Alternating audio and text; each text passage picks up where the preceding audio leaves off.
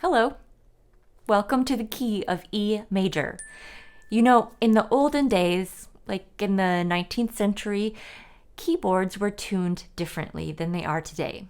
Today we use equal temperament, which gives each key signature that we play in a very uniform feel. So it's hard to hear the difference between the keys unless you have perfect pitch.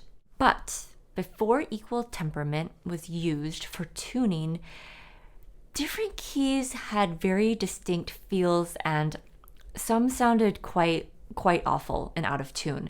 So keys started to have different emotions associated with them. C major was considered very innocent and childlike. G major was very idyllic and peaceful, kind of rustic, and D major was very triumphant. So I put a link in the description below that will bring you to a list of all the musical key characteristics. According to the linked website, E major resembles noisy shouts of joy and laughing pleasure. So I'm curious if you feel a certain emotion or vibe when you play in different keys, other than sheer frustration as we keep adding more and more sharps to our key signatures. So let me know in the comments below and then we'll get started. For our key signature in E major, we just add one more sharp for a total of 4. Our last key was A major with 3 sharps, F, C, and G sharp. E major keeps all of those sharps in that same order and then just adds one more. So you remember our silly but memorable saying, funny cats go down alleys eating bugs. And we just take the first 4 words and those are our 4 sharps in the key of E major. F, C, G, and D sharp. As I always say, if you need an extra explanation of any of the exercises that we're doing here, revisit either the C or the G major videos, and that should fill in any gaps. Here's the E major scale, group 1 fingerings.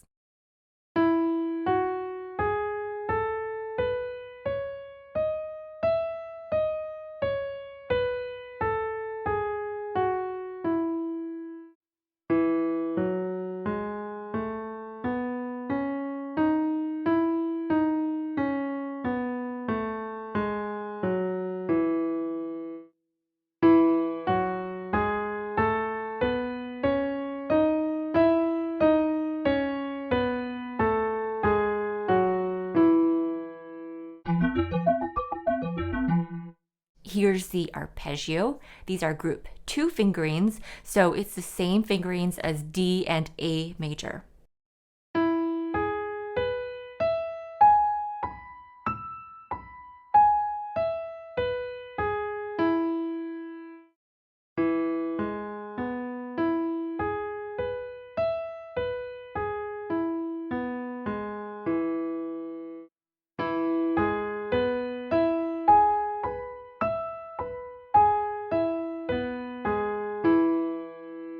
When you're practicing your arpeggios and dealing specifically with the crossings, preparation is key. So you want your finger to be on top of the key before you have to play it. That means you'll play this E here with your thumb and prep the next note by crossing over, basically at the same time. And here's our interval exercise. Just remember to include all of the sharps in E major whenever we come across them.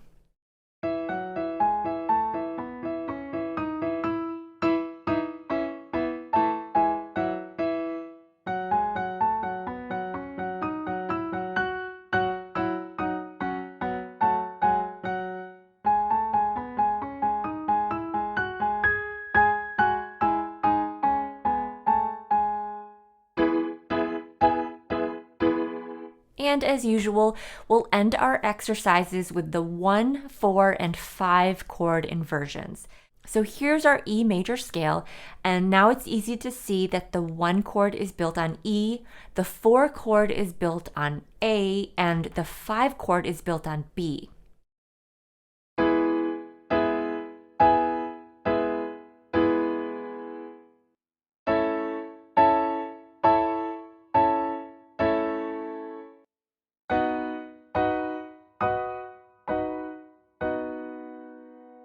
And now let's look at our pieces in E major.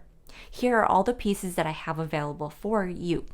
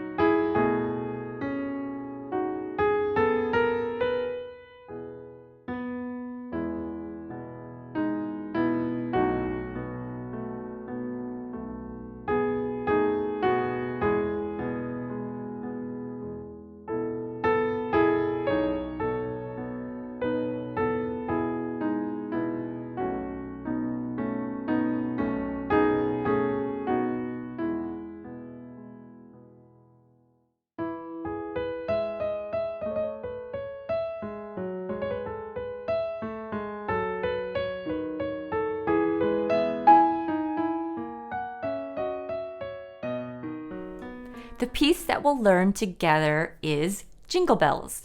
It's about that time of year, right? It's a fairly easy piece, just make sure you know how to count your eighth notes before you tackle this. Now, one thing I want to mention is that as we get into keys that have more sharps in them, no matter how easy the piece is or how easy it looks, it's just going to be more difficult than our other keys because we have more sharps to remember. So we start and stay in E position.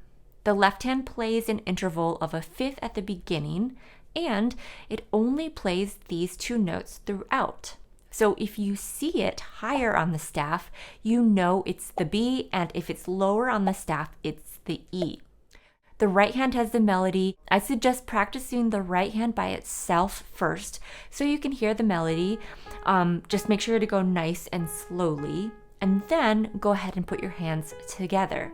Now the key, when you put hands together for the first time or for any new piece, just be sure to try hands together in small chunks. So for example, let's practice the first two bars together nice and slowly.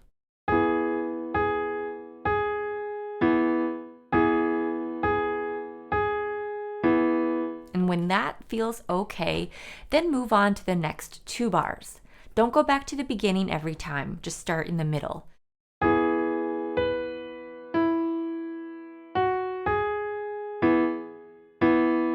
And a last reminder, remember to let the key come up all the way on those repeated notes so that you can get a clean attack on every note.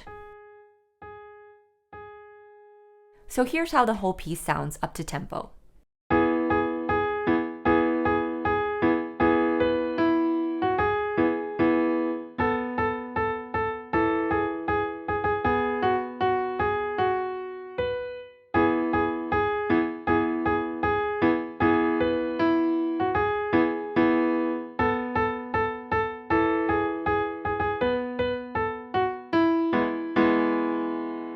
Okay guys, that's it for today.